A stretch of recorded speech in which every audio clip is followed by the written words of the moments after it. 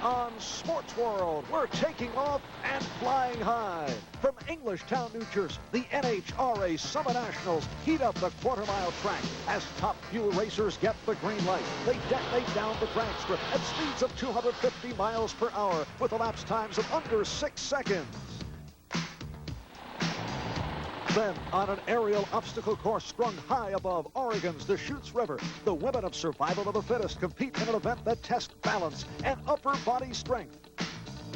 They swing, they climb, and tightrope walk over this treetop jungle gym on their trip to a zip line finish. That's all today on NBC's Sports World.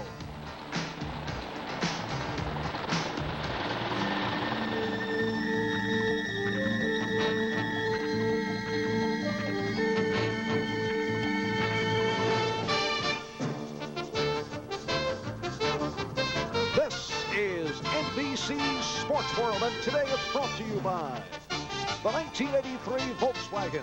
Nothing else is a Volkswagen. By Anheuser-Busch St. Louis, Brewers of Michelob. Something speak for themselves. By Radio Shack, a division of Tandy Corporation. And by Firestone, we're the one with the 721.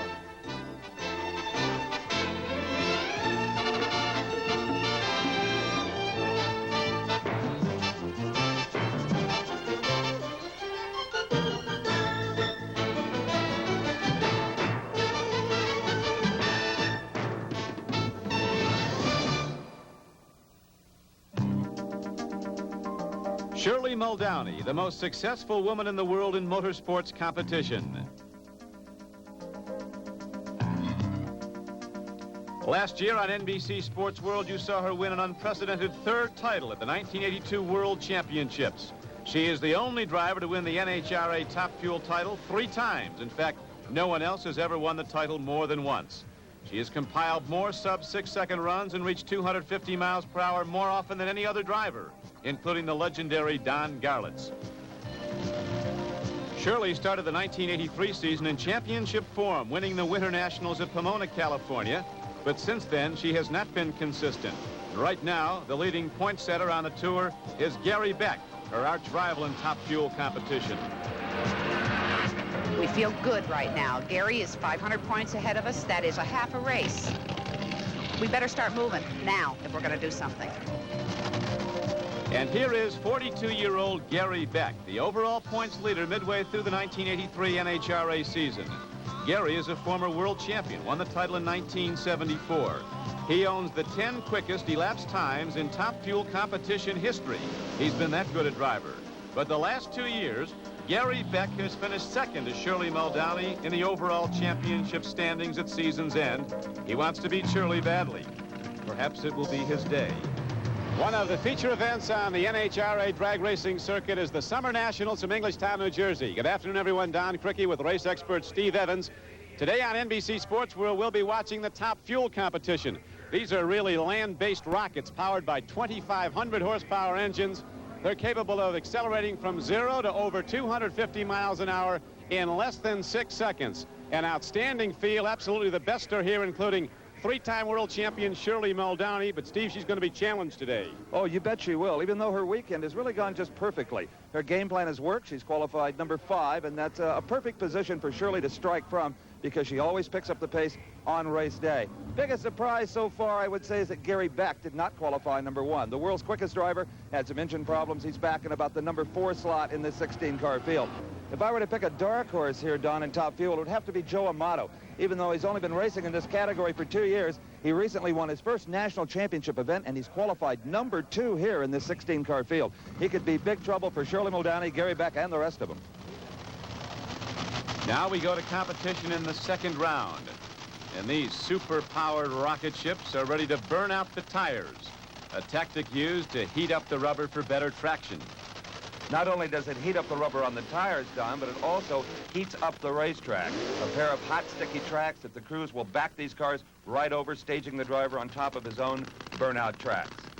In the near lane will be Jim Head, a graduate mechanical engineer from Columbus, Ohio. Jim's still looking for his first big national event victory. He'll be up against, in the far lane, Connie Coletta of Ypsilanti, Michigan. He was around back in 1955 when they ran the first big national championship race. Operates a very successful air freight service in Detroit. Now, a most important part of any Top Fuel competition, the staging as they inch forward, preparing to time the takeoff with the all-important green light. And Jim Head has red lighted, Don. He over-anticipated the start and gives this race to Connie Coletta, who has a lot of sparks coming from the rear of his car. Connie with the problem, it appears to be all right now. These Top Fuel dragsters running on tanks of nitromethane, very highly flammable substance, but Connie's all right and does advance now with a second-round victory over Jim Head on the foul. As we look again at Jim Head's start, notice the front wheels on his dragster. They come up in the air almost immediately. That could have accounted for the red light, more so even than over anticipation on Head's part. They came up and out of the beam. Coletta wins it at 597, 220 miles an hour, and all of a sudden, in the far lane, Connie Coletta's car starts to emit a fireworks show, really. And the color of the sparks tell you that these are magnesium sparks. There's something wrong in the clutch on Connie Coletta's car. The sparks coming from the magnesium bell housing. But despite it all, Connie Coletta advances to the semifinals.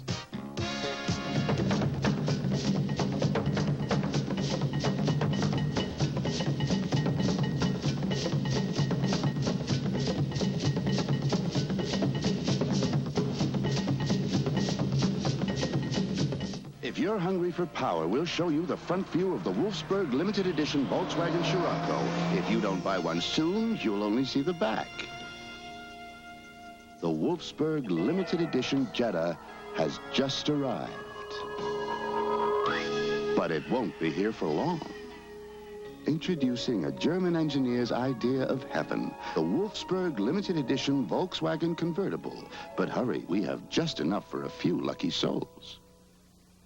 Chrissy! Chrissy! We're out of ink! I know. Well, didn't I tell you yesterday to have some sent from Seattle? Yes? Well, why isn't it here? Didn't you use Federal Express? No.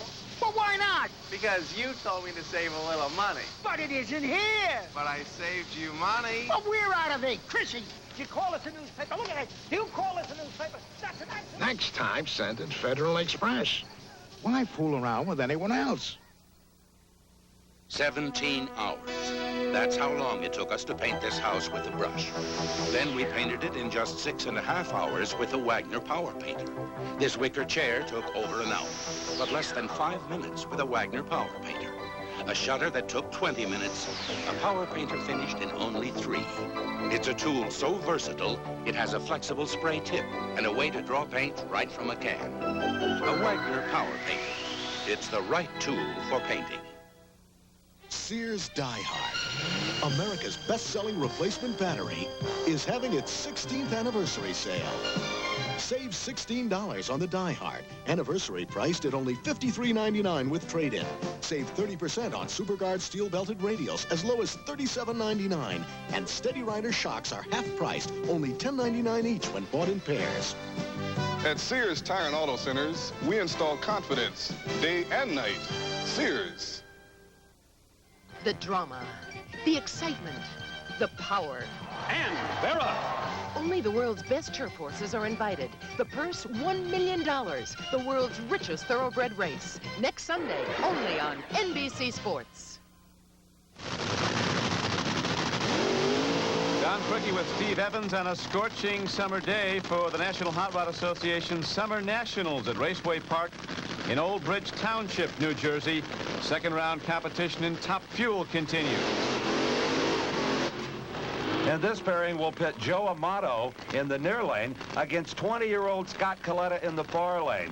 Joe Amato, a wholesale performance parts dealer from Old Forge, Pennsylvania, qualified number 2, is not to be ignored. 20-year-old Scott Coletta, whose father Connie has already advanced to the semifinals, is really a professional racer.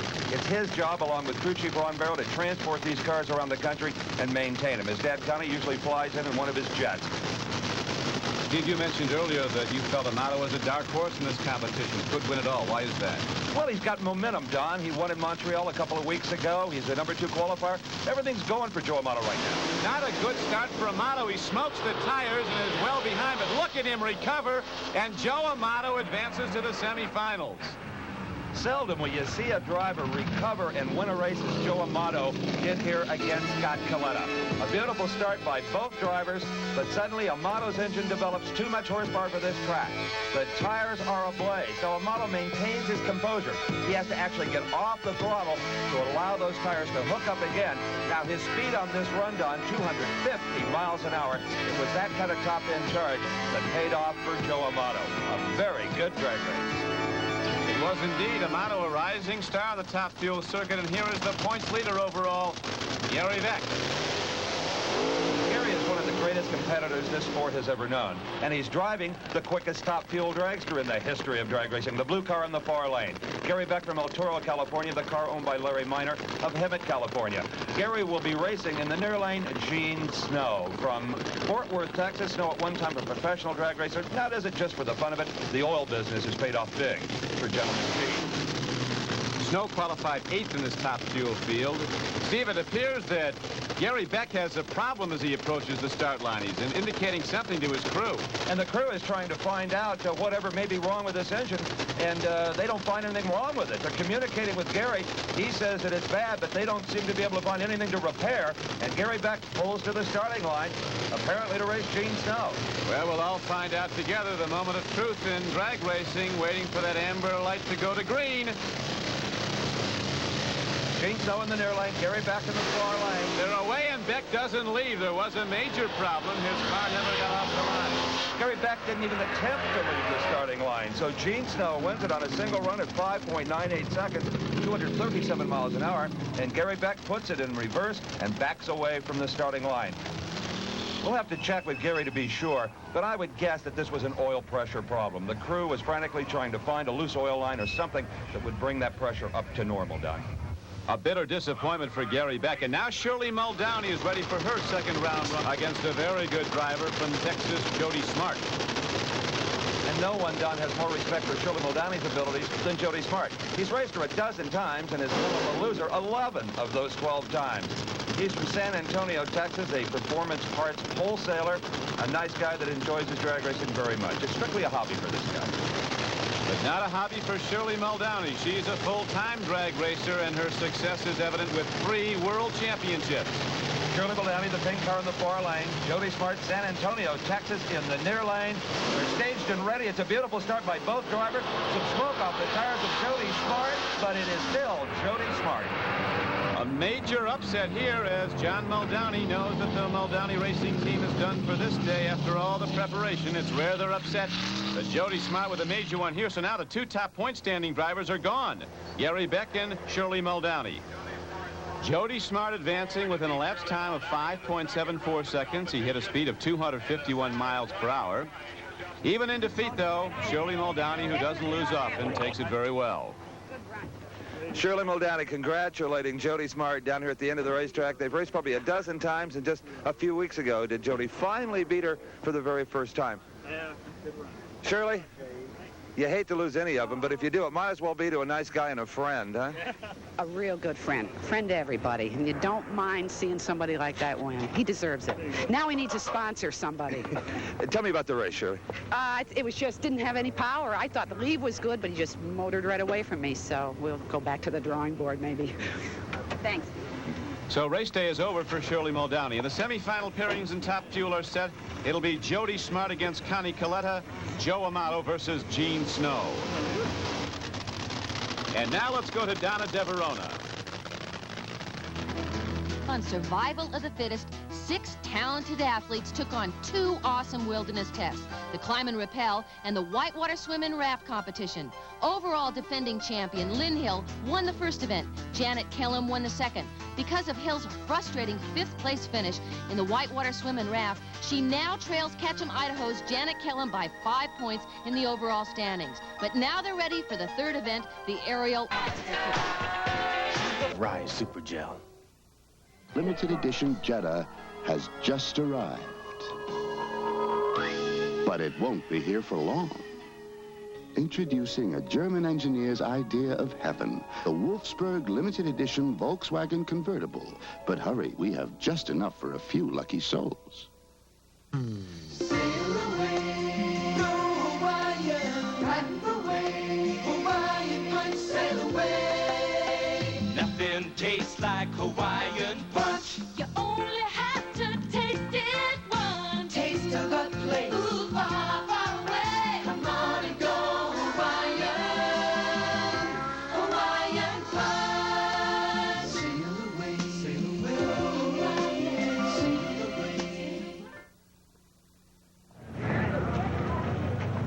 with Steve Evans down Cricky back at the Summer Nationals as the fans work hard to keep cool. Earlier, Steve had a chance to catch up with points leader Gary Beck, who went out with a mechanical problem. Gary, a good, strong burnout. You backed up. Everything sounded fine. No indication of any problems, and you just shut it off. Well, Steve, what happened was the oil pressure of the engine dropped after the burnout. I had good oil pressure starting the engine and in the burnout and backing up, and it was fluctuating a little bit, and then a little dry hop, and we had zero oil pressure. I mean, zero, not 20 pounds or 40 pounds, but zero. And here is the man who was beneficiary of Gary Beck's mechanical problem, Gene Snow, who advanced to this semifinal round matchup against Joe Amato, a driver who's come to the fore on the Top Fuel circuit, having recently won the Canadian Grand National event at Montreal. Joe Amato in the far lane, Gene Snow in the near lane. The semifinal round of the Summer Nationals as they approach the start line. Yellow, then green, then they're off, and Joe Amato moving to the fore, and Amato drives to victory and advances to the final round. Amato has consistently been 0.2 of a second quicker than Gene Snow. Even though Snow's crew put in all the nitromethane possible, Joe Amato took control immediately, and just a few hundred feet off the starting line, had a full car length on Gene Snow. These Top Fuel dragsters literally detonate off the start line, and now Connie Coletta is ready for his semifinal matchup against Jody Smart. In this race to go against Joe Amato in the finals, we see the burnout. Jody Smart in the far lane takes a very long ride on his burnout with good reason. In past competition, Jody's found when he's cut short his burnout ride, the engine stalled, cut out, was unable to start it, so it's cost him competitions in the past, and now he takes the long run before the regular start. Steve? The first thing Joe Amato does is check the cylinder block in his car because it's an engine that really shouldn't even be running. He torched ahead, as they say, and had to patch it up with just some silicone and some funny putty, but it's still there, and you are in the final. Can't believe it. You know, we're lucky with the cylinder block. You know, we're just trying to put enough power in it and then smoke the tires again, but I had to pedal it one more time and, you know, just drove by him, and he didn't do the right thing, and we did the right thing. I guess that's what racing is all about. Even though you pedaled it still ran in the 570s. Is that right? Well, you know, it's really amazing. Now, we hope we get lane choice over Jody, because I think this is going to be real critical in the final. Well, congratulations. That's 2 national events in a row you've made the final. I know. It's actually 4 races in a row we've been in the final round, you know. Like they say, when it goes your way, it's your turn. Let's go back to the starting line and see who his opponent will be. We'll find out whose turn it'll be in the finals against Joe Amato. In the near lane, Connie Coletta. In the far lane, Jody Smart. Coletta wants Jody Smart to stage. He's tired of that long burnout and the delay. Now they come to the start line. Connie Coletta obviously upset before the start of the semifinal race. Getting ready for amber and then green, and they're away, and a fire breaks out in the car of Connie Coletta. Very unusual to see a fire like this right up the starting line, Don. At the finish line, maybe, but I've never seen anything quite like this. Jody Smart wins the race, but Connie Coletta has suffered some dramatic engine damage. These cars hold like 12 quarts of 60-weight motor oil, and you just saw all 12 of them ablaze. Connie Coletta, Steve, was very upset before this race began, protesting the long burnout run of Jody Smart. And then when the race started, Coletta's dragster broke into a ball of flame. Fortunately, the engine in Top Fuel competition are positioned behind the drivers. There was no injury, but we have an irate Connie Coletta with serious damage to his dragster. In the replay, we see Coletta motioning to the starter, let me go down this racetrack. He wanted a single even before Jody Smart was up to pre-stage or stage. The starter said no, waited for both cars to get ready, and then kaboom. Connie Coletta's engine just disintegrates. As I said before, this is the most violent fire I've ever seen in the starting line position. A dramatic ending to the competition for the racing team today of Connie Coletta, but fortunately no injury to Connie. It certainly looked like far worse than that at initial impact. The first fire that was visible came from the bottom of the engine, so it probably broke a connecting rod, punched a hole in the oil pan, and then the headers ignite the oil. Steve, did Jody Smart's tactics play any part in this fiery end to Connie Coletta's racing day? In my opinion, absolutely not, Don. Jody Smart always does that long burnout for reasons you explained earlier. Most competitors, when they race Jody Smart, wait till Jody starts backing up from his burnout before they even start their engine. Connie Coletta and his crew got in a hurry here and paid the price. Connie Coletta and his crew done racing for this day. Connie protesting here to competition director Steve Gibbs, but quite evidently to no avail because the race is over. It is final, and the Top Fuel Competition Championship round will match Joe Amato and Jody Smart. Come on, one more. No. For the championship of the entire civilized world? I'll pass. And a Michelob Light? I'll serve. Would good friends really play this hard for a beer? It is Michelob Light, the rich, smooth taste you can compare to any beer you like. I thought you were tired. Nope, just thirsty. Michelob Light.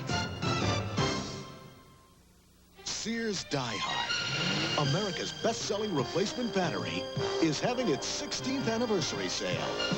Save $16 on the Die Hard, anniversary priced at only $53.99 with trade-in. Save 30% on SuperGuard steel-belted radials as low as $37.99. And Steady Rider shocks are half-priced, only $10.99 each when bought in pairs. At Sears Tire and Auto Centers, we install confidence day and night. Sears. This is a caddy, not the car, but my friend Jeff here. And when he's not on the course, he's under the hood. But that's the way I was with my first car. I grew up with Pennzoil taking care of the Palmer machinery, so I know about Pennzoil protection. By the way, Jeff, what motor oil are you using? You better believe it's Pennzoil. They're never too young to learn to take care of the old equipment. Pennzoil, quality protection. Ask for it.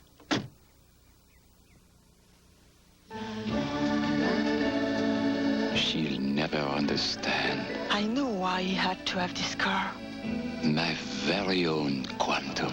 It's so responsive. Front-wheel drive. Skiing in the Alps. A patented rear axle that thinks. This car is very adult. This car is very adult.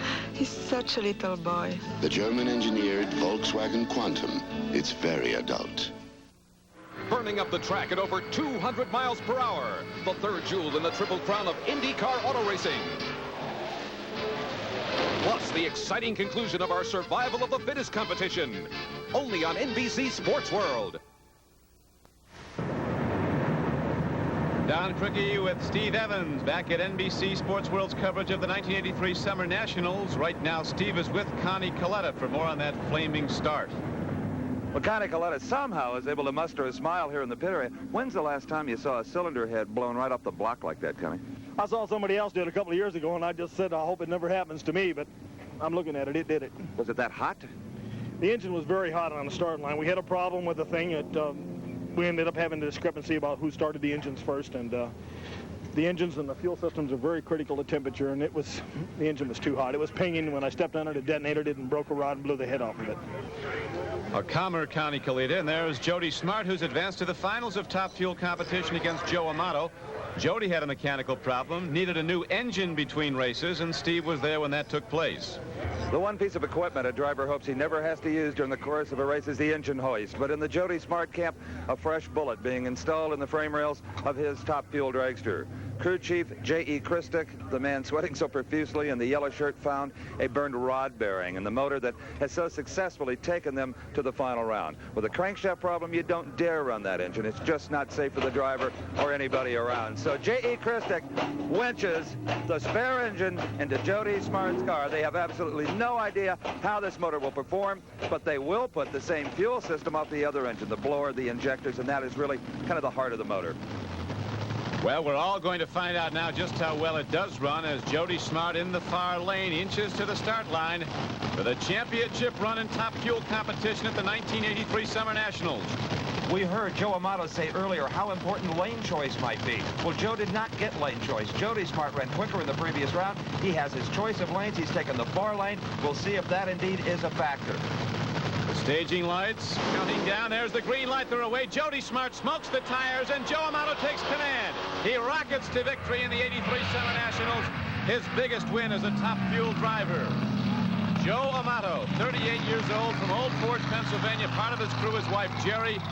And they've all got a lot to celebrate. The quickest elapsed time of the competition, 5.59 seconds in this final run. And remember, he did it with an engine block that has been cracked throughout this Top Fuel competition. Steve is with the new champion. Joe Amato wins his second consecutive national event, has now got to rate right up there with the Gary Becks and the Shirley Muldowneys.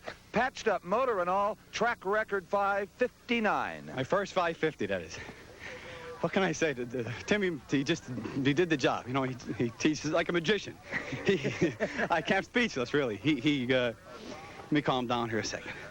He just knows how to tweak the car just a little bit. I mean, he moved the motor a little bit, the clutch a little bit, and the thing just hooked up and left, and, you know, 5:59. What can you say on the track isn't really that great. Was there any point where you're concerned down the racetrack? No, the minute the car left and it didn't shake and I was out 100 feet, I knew I didn't see Jody at all. I knew I had a good race going. Then when I got in high gear, he makes a big top end chart. I was just hoping nothing, you know, sometimes you could blow the motor and he could come by you. But the minute I didn't see him coming and it was just buzzing along, it really made a good move. Joe Amato with high praise for his chief mechanic Tim Richards as the Amato team wins the biggest event of their racing career, the 1983 Summer Nationals Top Fuel Competition. Now for Steve Evans, this is Don Crickey. Glad you could be with us on NBC Sports World from the Summer Nationals at Englishtown, New Jersey. Now let's go back to our studio at 30 Rock. So that concludes our day of sports here on NBC. We'll be back, however, with scores and highlights and a wrap-up of this day in sports right after these messages from your local station. Stay with us, everybody.